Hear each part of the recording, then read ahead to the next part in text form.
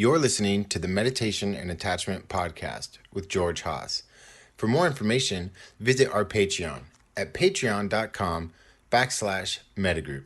That's patreon.com/METTAGROUP. So welcome everybody. This is Meditation and Okay. Attachment, Deepening Your Practice. It is 7:35 p.m. Pacific time, February 11th, 2021. And we're going to be doing compassion practice for self this morning. Some people have suggested that we do the meditation at the beginning of the class, and then I can talk at the end of the class. But I thought that I would do an informal vote up or down on it, understanding that this is, of course, not a democracy and I can do whatever I want. So everybody in favor of meditating first, raise your hand. Everybody in favor of the talk first, raise your hand. All right, so the talk first won. In face of many abstentions from the process. So we're going to do some practice for compassion for self. And I find that that's an interesting thing because compassion, I think of as a, I'm just going to mute everybody.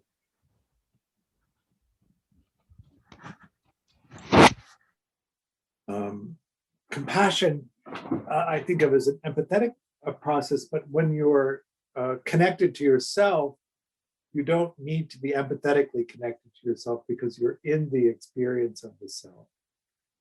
So if we were to examine what would the purpose of this compassion practice for self being, then what I think actually it is this opening to the experience of all aspects of the self and not the need to suppress or deny certain aspects of the self experience. Sometimes we can grow up and have the experience of some aspects of ourselves being unwanted. And in childhood, often what we do in that experience is to make those aspects of ourselves bad or not worthwhile. And it isn't a fair evaluation in terms of what actually those qualities represent.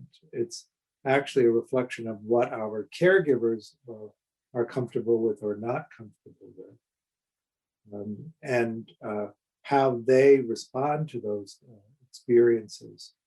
If you've been around small children, you may notice that they're extremely demanding for attention and care. And if you have good enough caregivers when you're young, of course, they're able to adapt to that and meet your needs in a way that you feel a sense of wholeness, a sense of being a delightful, valuable human being. And if they meet you in a different way, and you become fearful about expressing certain aspects of yourself, then you begin to suppress the awareness of them or to restrict your willingness to express them because it causes you to feel frightened with the attachment relationship. Some caregivers are very controlling and very strict in how they want their children to reflect of themselves. And so any aspects of the child that they find troublesome, they try to change or temper. Children experience the need to be different than the way that they are as difficult to integrate. And often the suppression of the parts of themselves that are unwanted in that original relationship take on a negative aspect if they're still allowed into consciousness. And oftentimes they're so problematic for the child that the child suppresses awareness of them consciously, or they restrict, but is able to come into consciousness. And so I really think that this practice of self-compassion is to open to the possibility of allowing all information about your self-experience, what you desire, what you like, what you don't like, to be unrestricted in its possibility of entering into consciousness. Understanding that we are conditioned beings and that we create a conceptual version of reality, that the process of creating and selecting how that conceptual reality will appear largely happens unconsciously. And so that if you restrict awareness in consciousness of any aspect of your experience, then conceptual reality is made without it there, and there's no real evidence of it.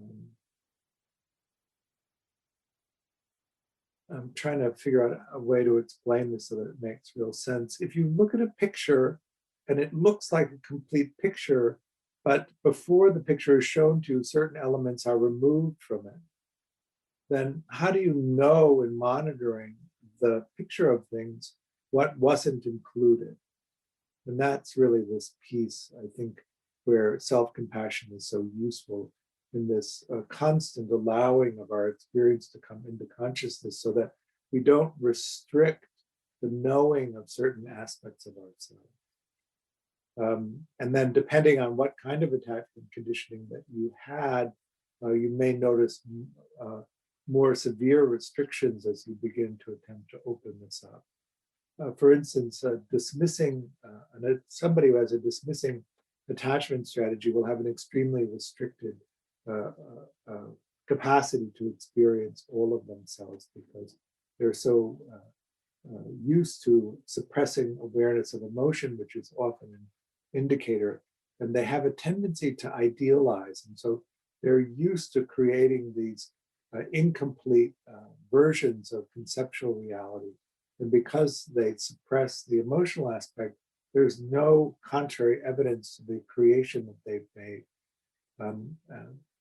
There might be some confusion about what drives them, or there might be some extreme outbursts of anger in defense of the conceptual reality that they've created.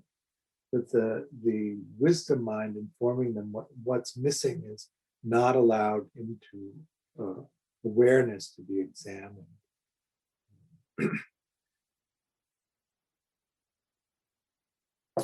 Jung famously called this the shadow, of course, the shadow of self, the shadow of experience. The darker aspects sometimes are split off depending on how whole your experiences have. Trauma often leads to a kind of dissociation, so pieces are scattered in multiple groups. When we talk about this whole picture of us, we're talking about one central database, and all data that's in the database is then allowed into consciousness. That would be a completely integrated experience. But if you have certain aspects, for instance, of yourself that are restricted because of the preferences of caregivers and the circumstances of early childhood, you may find that you have the one central database and then certain aspects of it are split off into sub-databases. Sometimes you find yourself in one of them and it's very different than the ordinary sense of the way you are. Sometimes the splits can be so deep that there's more than one database and you move in between each of the databases, and it really does create a whole different perception of the self and the world based on that. And you could have sub-databases in each of the databases, then you could have more than one database, more than two databases, which makes experience very fractured. So we would say PTSD would be the experience of one database with sub-databases. Complex PTSD would be more than one split off piece. Some kind of dissociative disorder would be more than one database. Is that making sense? I'm trying to relate this experience. So in the practice of compassion, we're opening to the possibility of allowing all aspects of ourselves into consciousness so that we can then hold the suffering experience of ourself. So compassion in the Buddhist sense is narrowly focused around suffering, and when we apply it to ourselves, we're opening to our own suffering experience, allowing all of it into consciousness so that we can then attend to our own suffering through action that is meant to relieve the suffering. I sometimes hear people talk about this in a way that sounds more like bypassing the suffering, or in some sense, reinforcing a kind of narcissism. That is not actually what I want to indicate here. We're opening to suffering so that we can attend to the suffering and relieve the suffering, which means that we need to examine it and understand in a coherent way what happened to us and how it might be resolved, rather than simply not attending to it or bypassing it, or in some ways reinforcing the restrictions in knowing. And sometimes it's described as a kind of self-care, which is a delay or not attending to the suffering. Sometimes it's reinforcing aspects which are not helpful. An example of that might be, I had a dear friend who had rather severe physical abuse when he was a child, and his way of addressing it was to say that experience toughened him up and made him the man that he was, and that actually it had been a good thing for him. But when you match that up with the way that he behaved in the world, it drove very unethical behavior on his part, which was a way of relieving that suffering. So we want to be able to see clearly the conditions in which we are in, and to then be able to attend to it in a way. Is that all making sense in terms of that nature? Because in a typical empathetic experience with someone else, you have somebody outside of yourself that you connect to. And we have these three layers of empathy that we talk about. One is the visceral response to somebody else's physical or emotional pain. When we're talking about compassion for ourselves, how do you respond typically to a visceral experience of your own physical or emotional pain? And is it an opening toward that and an allowingness of it and then attending to it? Or is it an automatic restriction of not wanting to really know about it or deal with it? Can we think about it coherently? Preoccupied people tend to be very spontaneous without much monitoring, and so they can get emotionally very dysregulated, and it drives a lot of behavior that creates difficulties in interpersonal relationships that they have. But they have no capacity to understand that the emotional dysregulation that they experience is what causes the behavior that creates the problem in relationships, and it creates a sense of confusion for them. And so this really is this opening and monitoring of what's actually happening, and this sense of allowing. The second layer of, or the second dimension of empathy is to be able to look at somebody and to read their body language and facial expressions and interpret that to mean, or interpret that as a representation of what their internal experience is. So it creates a sensitivity to knowing how to read somebody else, the external expression of somebody else's experience.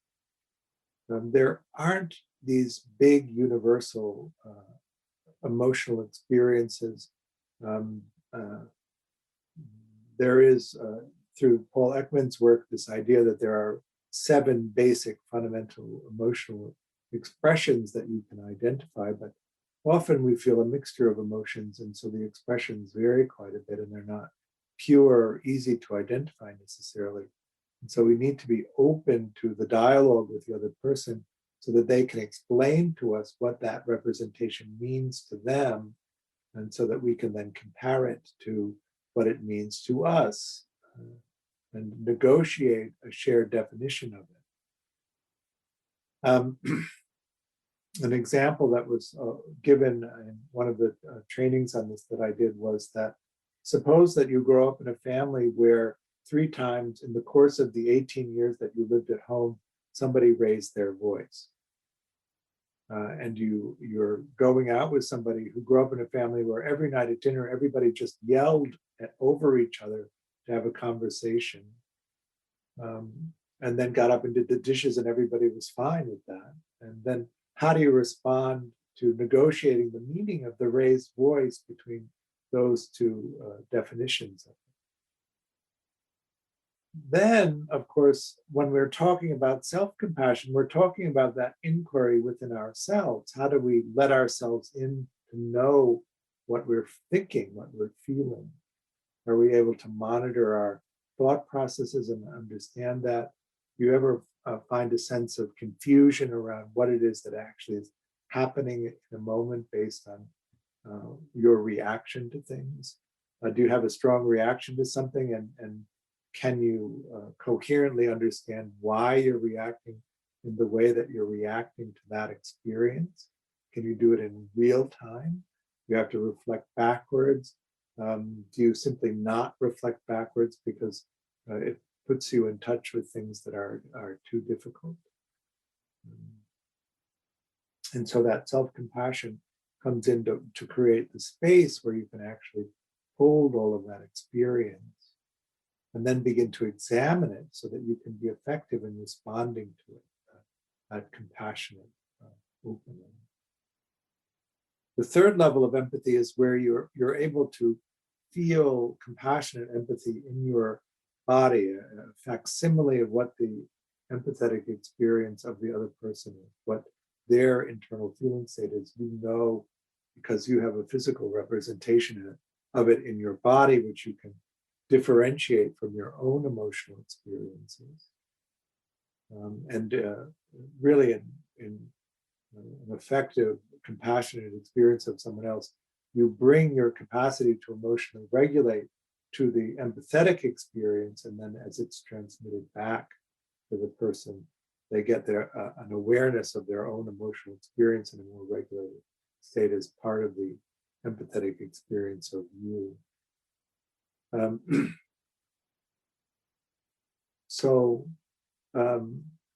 When it comes to yourself, do you allow yourself the knowledge of your moment-by-moment emotional experience? And do you have good resolution with it so that you know how you're reacting to the situation at hand? And then do you have the capacity to regulate that emotional experience for yourself? This would be a kind of mastery of your own emotional experience. Why this would be so important in terms of the search for meaningfulness in life, of course, is that if you can't regulate your own experience, if you can't hold yourself in this compassionate embrace long enough to explore at a deep level, you're not going to pursue deep exploration and begin to restrict or limit the meaningfulness that your life has. That making sense? In order to explore and in order to explore deeply, you need to be able to regulate your own experience and move forward. You need to be able to see how you're reacting in real time to the experiences that you're having, and being able to respond skillfully to them. That's, I think, part of this process of self-compassion and really opening and allowing all aspects, all responses to the conditions of the present moment to come into awareness without restriction. There is the issue of bandwidth, of course, in this. Consciousness is a very narrow bandwidth. There's a French group of neuroscientists I quite like their research that said that the overall capacity of the human body mind to pick up data is about 11 million bits per second, but consciousness is only 16, 1/6. So you know very little anyway about what's really happening. And the better you know it, the more data, in some sense, is available to understand what's actually happening. Well, we do, of course, need to hold an ethical stance in the world. But if we are not allowing ourselves knowledge of what contradicts that or what drives behavior that's in conflict with that, it's harder to regulate those behaviors and stay within that ethical bandwidth.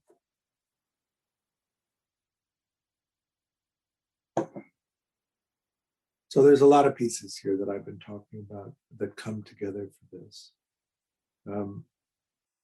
There's a sense of emotional clarity. There's 4 aspects of that you want to be clear about. One is your emotional reaction to the present moment. One is the self-generated emotional activity in the body that comes from your thought process. One is the somaticized emotional experience, which is the old stuff that some people hold in their body because they haven't had time or bandwidth to process it and release it. And then the 4th is the empathetic experience. When you're practicing formally any compassion practice, really, the empathetic experience is not really online because you're in an internal focused stance. It's only when you're externally tending to someone else that you have an empathetic experience. But if you develop good clarity with the other aspects of that, then the empathetic experience tends to stand out more. So face, front of the throat, front of the torso, inside of the arms here, inside of the legs, the vibratory energy, which is emotional. Thought produces emotion in the same arena, and that's why it can be regulating. You engage in a thought, it generates an emotion that plays in the same arena as the reaction to the present moment. But we can generate much more intense reactions, often thinking, than we are naturally reacting to the present moment. And so the experience becomes the dominant experience becomes the thought process, not the reaction to the present moment. It's a way of regulating, tuning in and tuning out the experience of the present moment. The somaticized emotion are these emotional centers. They're typically in the beginning, as you become aware of them, contractive energy that releases waves of emotion, and those waves can be quite intense depending on what the pool is and how activated it is. Can you hold that space of the old afflictive emotions that haven't been released yet with enough tenderness that you allow them to release over time? Another aspect of this. Is that making sense enough? Hi, George. This is Mike. Yep. Oh my God, you're telling my life story. I have multiple fronts of confusion. So initially, my mom was very angry when she was pregnant with me, and then I had a difficult birth, and then she latched on to me emotionally. Right. And then there was a divorce at 5. I don't know what happened early on. So, and then my mom attaches to, another man, and then my dad goes off and attaches to another woman. So I've got 2 other circles around me, and then I'm the youngest of 3, so that was complicated. So there's just so many things that were very confusing. And Right. there's lots of emotional, physical, and covert hostility, abuse type things. But the thing, that was just a roadmap. My emotional state just hangs on my sleeve, and really have a very difficult time communicating with people in regards to how my emotions are played out in my head, and things are just so fragmented. There's ADD in there, and there's dyslexia comes out a lot of times. So Right. people don't even understand me. So it's really been last 4 years, even beside COVID. I've been isolating like you wouldn't believe, and I've been through a couple treatments and still no luck.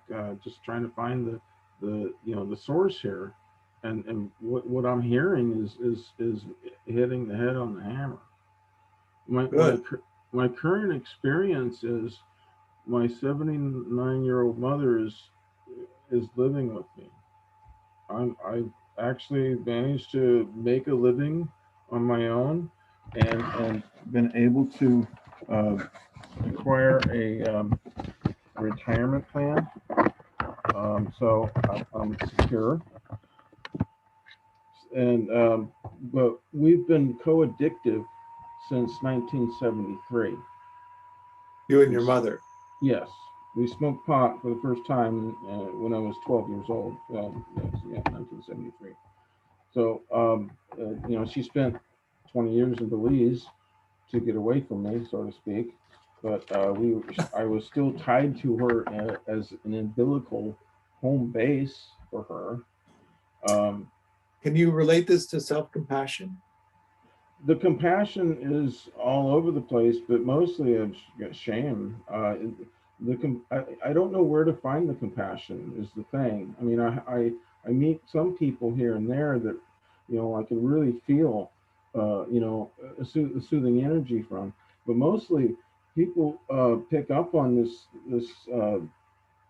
I don't know what the vibe is that I'm sending. It's just there's a shame, there's an anger, and there's a um, guilt, and people pick up on it and just vilify me about it, and I'm constantly attacked. So And let me talk about something which is coming to mind. Uh, the Grice's maxims. Have you heard me talk about them before?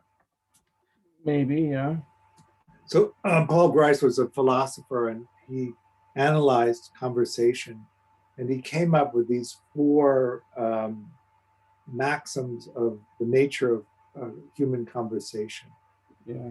And we're highly moral creatures, and we're, even if we're not educated in this, unconsciously biased toward people who fall within the strictures of the axions, and people who fall outside of them, and we become enraged and hostile to people that fall outside of them. Mm-hmm. So let me just go over them. There's the maximum of quality. So quality is that you communicate in a concise but complete manner the idea that you want to get across. That's also truthful. The second one is quantity, that you're concise in your communication. You're not too restricted, so it's incomplete, and you're not too verbose, so that it fills too much space. The third one is manner, which you talk in a coherent manner to communicate the idea that it's contributing to the conversation that you're having. Yeah. And then the last one is relevancy, that what you're talking about is relevant to the conversation that's Mm-hmm. going on. Yeah, a couple of those tend to break down for me. Yes. So so I think that if you're having reactions like you're describing from people, it's because you're not adequately monitoring the maxims, and you're violating them, and people are responding to it. Mm-hmm. They may Okay. not be responding in the most compassionate way because they're not aware consciously what's happening for them, which is this conversation about self-compassion, to really be aware of what's happening. But I noticed in this conversation that relevancy was and manner were being violated, because I wasn't sure how you were relating what you were saying to the topic of self-compassion, which is what the group is all talking about. Sure. Right? Yeah. And then quantity was being violated because you weren't leaving spaces for me to contribute my side of the conversation. Okay. Is that making sense? Mm-hmm. Sure. So I don't think that you violated quality because you were being truthful and open, which I appreciated. All right. So that's what I would really be paying attention to in terms of relating to other people, and using compassion to sense when they're becoming uncomfortable, and then checking to see whether you're hitting on all four cylinders. Sure. There we go. I'll look All right. into that. Is that a Buddhist technique?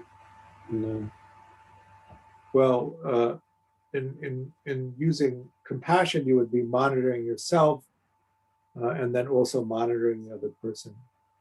Okay. So holding the space. And I like to rock back and forth. When I'm listening to the other person, I'm totally focused on how they're responding. And then when it's my turn to respond, I come internally. I check in how I'm actually reacting to everything that's just happened, forming my intention, and then taking my action back. And then as I take my action back, I focus again on the other person so I can see how what I'm doing is they're reacting to. So it's this movement back and forth. Good enough? Yeah, it's a good start. Thanks. Any other questions about this before we do some sitting?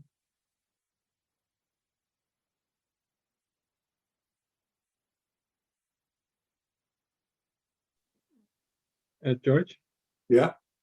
I just wondered where you picked up these 4 aspects of emotional clarity. Or how did you piece that together for yourself? That's all. Good question.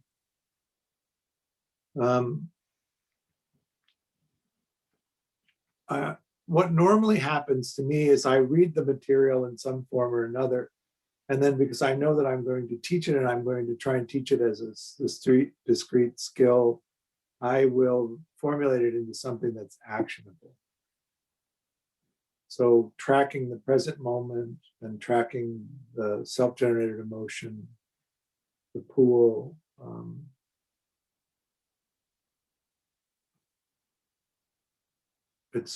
I've been teaching this in this way for about 15 years, so I'm trying to think back to where it was that it came up. So I talk about empathy as in 3 stages, but typically if you go on Google, it'll be 5 or 8 stages. But when I reviewed the material, I thought that was too complex, and so I abbreviated it. Okay. For instance, when I teach the addiction material, the original research showed 8 conduits, but that was too complex, and so I compressed it into 4. So part of it is the way that I like to communicate the information so that people can understand it, and I also can hold the working model of it. Okay, great. Thanks.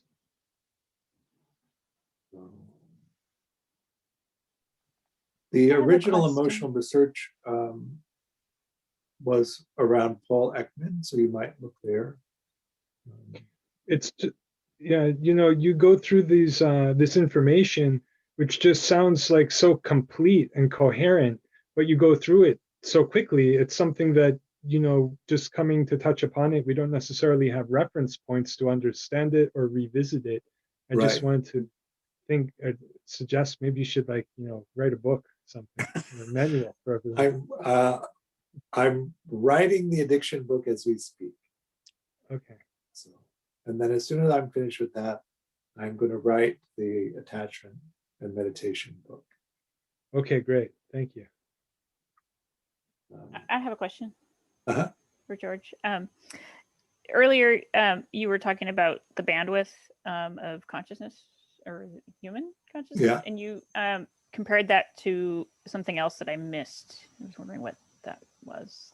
Well, the French research group did a study to see if they could get the raw bandwidth of the body mind, and they landed at a number of 11 million. And then they did the test on the bandwidth of consciousness, and for a while it was 60, and then they revised it to 50, and then they revised it to 16. That one you can just Google 16 bits of consciousness and you'll get all of the research on it, or at Okay. least the last time I did it. Thank you. What I think is so interesting is, you know, we've always been told in these practices that the self isn't it. And then you have this research that shows it's definitely not it.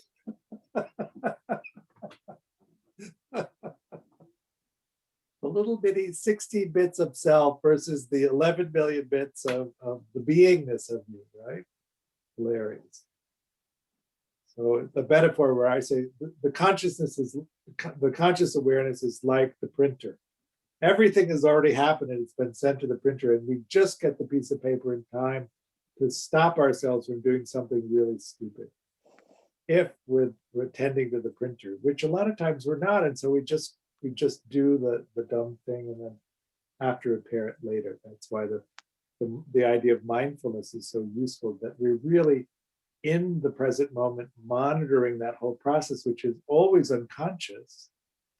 And then tying that to this self-compassion idea, that we're present for that and we allow everything in, because if we're restricted about certain ideas, we don't allow ourselves to know them. But it's still informing the whole process of deciding what we're going to do in response to the present moment. And we have a much better chance of being able to operate in a skillful and ethical way if everything gets to come in and we get all of the reports in the printer and not just the ones that we're allowing ourselves to have.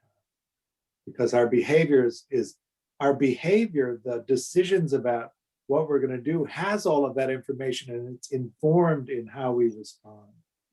And our only way of monitoring that is by watching really what we do. But sometimes we behave in ways that are baffling to ourselves. Why would we do that? Do you ever have a sense of that? And so that's what we're really trying to have happen with this. So let's go ahead and. I have a quick yeah, go ahead. question. Sorry. So I have been practicing. I'm so thankful for this series, because this is really something I do struggle with. And I've gotten to a point where, you know, especially when it comes to things that are upsetting to me, whether I'm sad or angry, or, you know, sometimes it's a combination. Uh-huh. I slow down and create space for awareness, and I can think of a path forward that would be optimal. But then, even though I'm aware that, you know, this optimal path is best for me, actually taking those actions, like this force of habit takes over, you know, that comfortable, even though I know it's not the right choice, I still struggle to break the old habit. So, you know, and then usually whatever results of my reaction, I'm like, I knew this wasn't the best thing. I knew if I would have just stuck to my more conscious decision of action, I know it would have been a better action, but there's just something in me that doesn't trust myself, or, you know, just this like instinct that I can't, Right. you know, I feel like I'm at the cusp of crossing over to changing the behavior. But is there anything, have you experienced that, or do you recommend anything where somebody's kind of going over this little hill of actually taking the right action instead of just thinking about it? Well, you're describing what is quite complex. And so let me see if I can answer that in a way. So you have the object that can be sensed, the capacity to sense it. When it has contact with the sensing experience, a consciousness of that sensing experience arises, which is then evaluated for urgency, needs urgent attention, probably doesn't matter, pleasant if there's time. And then it's compared to the database that I was talking about earlier. If there's an entry in the database that is close to what's happening, then the meaning attaches to that and it enters consciousness as that experience. As we're monitoring that and we see it enter into consciousness, what we know also, what we may notice also is the intention and the action that we're going to take is embedded in it.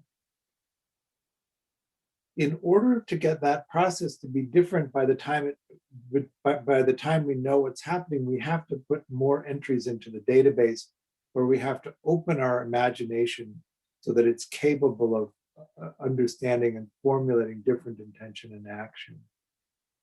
And so the piece, the way that we do that in the attachment work is through the ideal parent figure protocol meditation, where you're visualizing alternative strategies to the conditioned response. Most of the time that process happens and is complete by the time it enters into consciousness. And going back to what I said in the beginning, if conceptual reality is created with no awareness of the other opportunities or the other possibilities, then we rely on that most of the time and push forward. If we're habituated in responding in certain ways and we're conditioned against other possibilities, and we haven't been able to address it, then I like to describe it as the authentic response arises, but if it creates a sense of fearfulness or sadness or whatever the other possibilities are, an inauthentic response arises. Mostly at the bottom of all of this is the abandonment terror. If our automatic response, our actual authentic response creates the perception that we could be abandoned if we express it, then the alternative to that, the inauthentic expression, arises. And then you're in the conundrum. Do I push into the authentic or do I push into the inauthentic? You have to have a lot of capacity for emotional regulation to push into the authentic because it intensifies the experience of abandonment. If you push into the inauthentic, it immediately relieves the experience of abandonment. So that's what I was hearing when you were describing it. You hit it on the nail. That's exactly it. So then you need to have support to push into the emotionally dysregulating experience of abandonment to present yourself authentically. If you're able to do that, of course, the abandonment terror turns into the terrible sadness of all of the periods in the past where you abandon yourself. If you can ride that out, then you come into this place of security. And if you do it enough times, the difficult response to the authentic experience diminishes over time. And then you've reclaimed that piece of authenticity and you can just be authentic and then most of the time have a positive response from it. But it's pushing through that conditioning to get there. Really what I would suggest you do is you rally people that are close to you and ask them if they'll encourage and support you to do that. And the main way that they do that is that they help you regulate the abandonment terror as you push into the authentic expression, because most of the time, the abandonment terror is so intense that it derails our efforts if we don't have additional support. Good enough? Perfect. Thank you. All right. Can we meditate now? Jake? That's just so counterintuitive and amazing that path exists and that it can be communicated like that. It's the first time I've heard that. And it's like, wow, it's counterintuitive. I don't know how to, I'm just responding like, thank you for sharing that. Okay. It's amazing to think that's a possibility. Yes, indeed. It is. The abandonment terror is one of the deep drivers of a lot of stuff. We often go along because of that. And then we're mad later. I didn't point that other piece. You push into the inauthenticity, of course, it relieves the abandonment terror. And you may think that you're even preserving the relationship. But then you're mad later because you didn't get to express yourself authentically. And if it was tied to an authentic need, you didn't express your authentic need, so that wasn't met either. So you're in a place of deprivation, and you're pissed off that you had to do that in order to preserve the relationship. And then that's what gets expressed.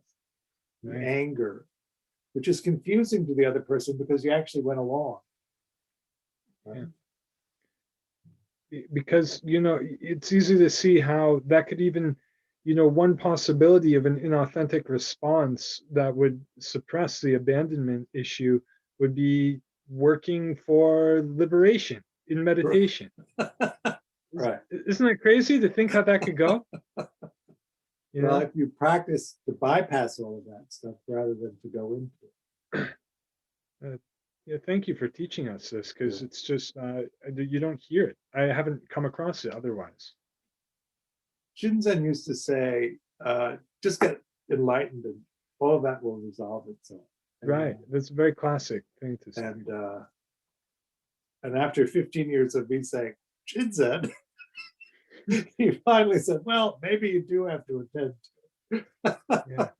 Wow. All right. We have to meditate now. So go ahead and take your meditation posture.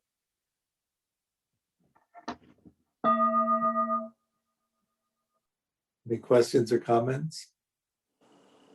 Yeah, I have 2 points. One, I think that in my question earlier, meditating on that feeling of being present with myself, I think will also help, because it just feels really good to just be present. You feel more like your worries kind of fall away because you're present with yourself. Not that they fall away, but you feel more in control in a way. Right. I don't know if that's the right word. The other one was I saw myself a lot, which I didn't realize before, is this feeling of being worried for others, like worried if I'm doing enough when I see others in pain. And like, that's really something that is overwhelmingly, I realize, holding me in a lot of pain. And then in turn, I'm reacting actually not in a compassionate way to others because I'm so frustrated that I can't help them. Right. That I start acting not helpful to them. So yeah, that's more than any other pain that I sensed. It was that. Great. Yeah, one of the things about compassion is that there's a lot of sort of, I'm trying to soften my expression. There is a suggestion that we should have boundless compassion. And I think that's quite a lofty goal, just as a punch. We should have boundless compassion, which would imply that we don't eat meat, maybe. But also we have to deal with what compassion we actually have in the moment, which would mean that if we don't actually have boundless compassion in the moment, then we can't express it, nor should we think that that we're failing because we can't do that. We really do have to be with the experience and the capacity that we have in the moment. And if we can't hold the compassionate space, then we need to disconnect and move to a sympathetic stance, the near enemy, until we can re-regulate and come back. And then I think you touched on something that I find really important. If you're going to be helpful to somebody, then you actually have to be helpful. Because oftentimes we're doing things that aren't actually meant to be helpful, they're meant to be controlling. And the other person experiences it that way. It's relieving our anxiety of worry about them, but it isn't actually helpful to them. So thank you for that. Someone else? I had a comment. Just thank you for that. I'm not sure I could express this the way I'm feeling it because I was just so, it was great.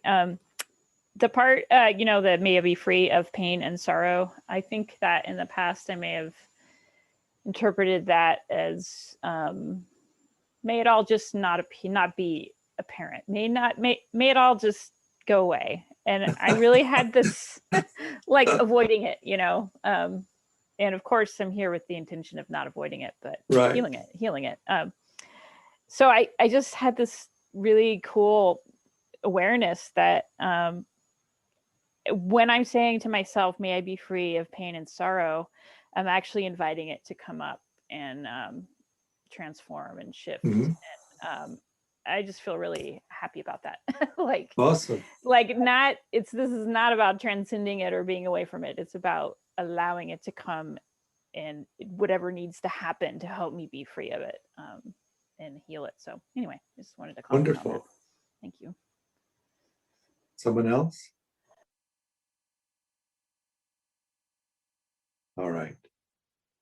So this Saturday, I'm doing the third day long in the level 1 series. So we're going to be talking about disorganized attachment, attachment repair. And then in the afternoon, I'll talk about ideal parent figure protocol and do a guided meditation around the first 5 stages of that. 2 weeks from Saturday, I'm going to do the meditation and attachment for coupling day long, which is talking about collaborative relationships and how to organize collaborative relationships and what they really look like, and how to negotiate collaborative, secure, functioning relationships, even if you haven't yet uprooted the deep attachment conditioning. In April, I'm going to be doing a weekend day-long, a weekend retreat, meditation and attachment for addiction, which is it's Saturday from 9 to 4 and then Sunday from 9 to 1. We'll go through the 4 modules of that program. And in March, I'm starting a level 2 class. If you're interested, this is all on the website. And then in June, we have a virtual retreat that's coming up at the end, I think the end of June. So take a look at that on the website. Most of those things are up there, if not all of them. You can register for them if you want. The level 2 class is limited to 12 people and the retreat is limited to 24 people. So there is some scholarship support for that available. I offer this class and also I have a beginner class on Tuesday night if you want to drop in. Both of them are on a Dharma basis. Dharma is the Pali word for generosity. So I teach the classes freely, but I do hope that you'll make a donation to support me and also the work that Mettagroup is doing. Any amount is appreciated. There are links on the website for that, or if you got an email, there's probably one in there as well. Of course, if you don't have resources, it's totally fine to participate without contributing. We as a community will support the practice space for you. Thank you for coming, and we will see you soon, I hope. Bye now. Thanks, George. Bye.